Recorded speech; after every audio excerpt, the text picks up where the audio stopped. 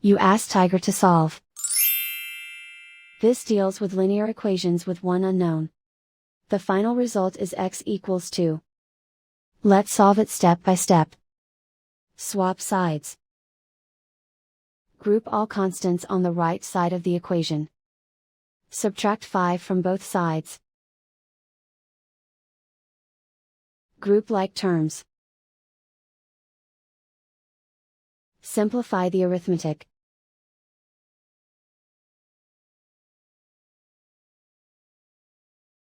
Isolate the x.